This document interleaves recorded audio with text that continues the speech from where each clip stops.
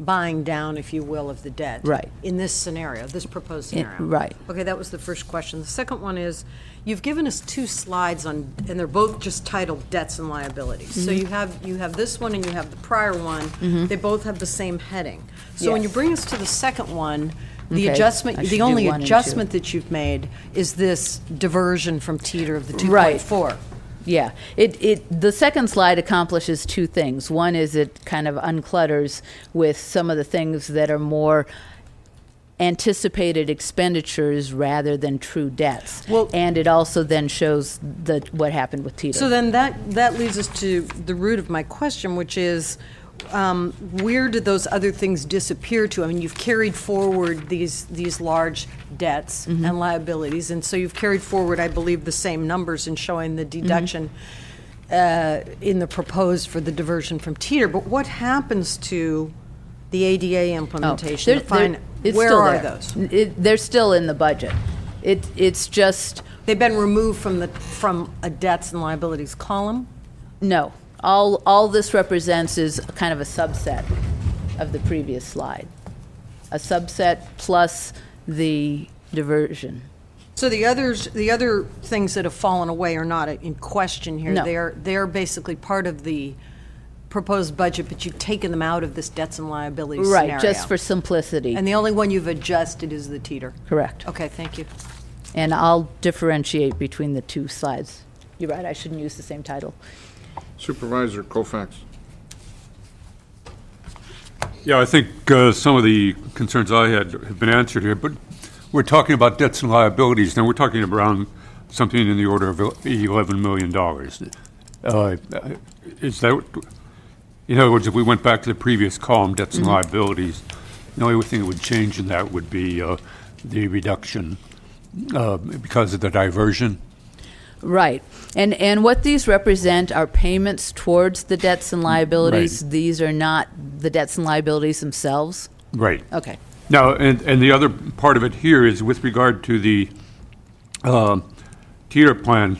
What was the recommendation of the supervisors here some weeks ago?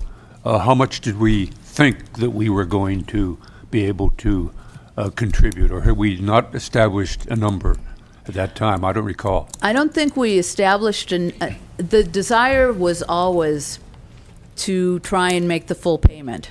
And if there had been more fund balance, the board had indicated that repayment of teeter should be one of the top priorities.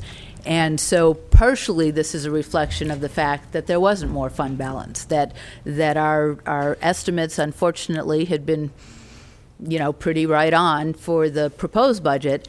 And so we had hoped to get some additional fund balance. It didn't materialize, and so we're kind of stuck with where we are. The direction from the board was do not take anything more from teeter because, there was some discussion. Right. Well, that's the word diverted bothers me a little bit in that characterization. It sounds like we're diverting water, diverting funds. It's just an unfortunate term, but I think that's what it implies. Somehow we are changing policy, at least in my mind, and that's what I want to establish is not the case. It's consistent with policy. It's not as much as we wanted to contribute because of hard times. Okay, good, thank you. Supervisor Pinches. Thank you, Mr. Chairman. We discussed this issue in detail a year ago, and there was, in my mind, there was basically two clear directions. One was to see if we could set up a funding mechanism, maybe to borrow the money to pay it off, and that was reported back to us that this probably wasn't the right time to do that. But it was clear that we were supposed to set up a separate budget unit for the teeter plan. And it happened. Yeah. Where is this? 1930. It's 1930.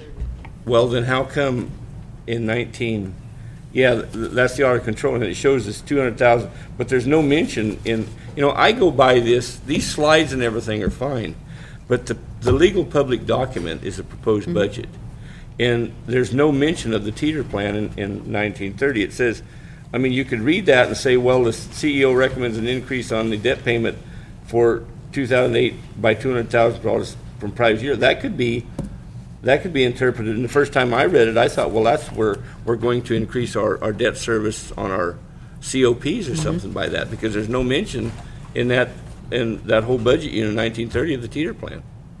And I thought it was voted clearly going to be a separate budget unit for the teeter plan, to where it shows the revenues coming in and how much it accumulates, and make it simple. You know, to me, the best bookkeeping system is one that everybody understands it, and I kind of take pride in my understanding of the budget, and I'm thoroughly confused this year. And that's one of the reasons, because in budget unit 1930, there's no mention of the word teeter plan.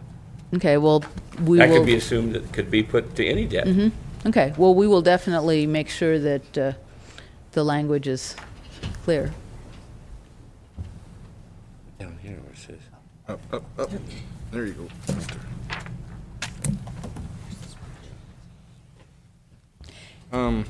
And I would just say that the issue of refinancing, for better or worse, the cheapest financing is through the county. And so using some outside mechanism to try and refinance this